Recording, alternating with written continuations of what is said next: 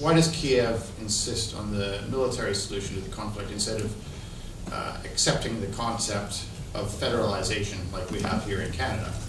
First of all, it's for Ukraine to decide whether they need a federal structure and so forth. And if you ask my opinion, I don't see anything terrible in that. But it's not the problem is who decides this? Is it the Ukrainian people and the Ukrainian government that decide, or can this be imposed on them as some kind of deal between Putin and Merkel and Obama and so forth?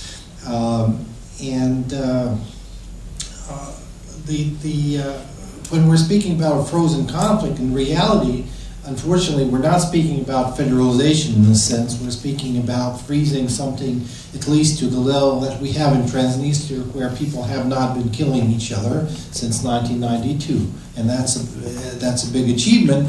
But of course, you can't say that Moldova is a federal state and these issues have been resolved. But there's a big difference between a war where there's officially over 5,000 casualties in 1 year and a frozen conflict where there hasn't been any casualties for over 20 years now.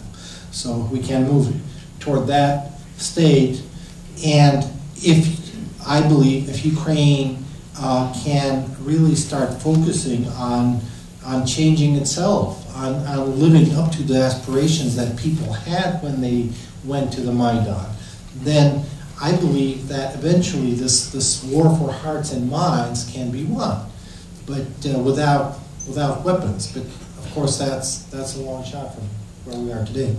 Yeah, I think that's a really important point. The federalism is not something you can impose, from above, either through an agreement by other leaders or even by the government itself. It really has to be something that is the outcome of a discussion.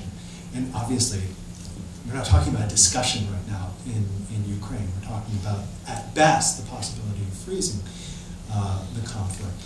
If you look at what happened in Yugoslavia, there were plenty of discussions of federation, confederation from 1988, basically, until 1990, 1991. And there were great discussions about federation and confederation. It involved lots of people and civil society organizations and the various republics. And it was an interesting discussion, but events overtook that.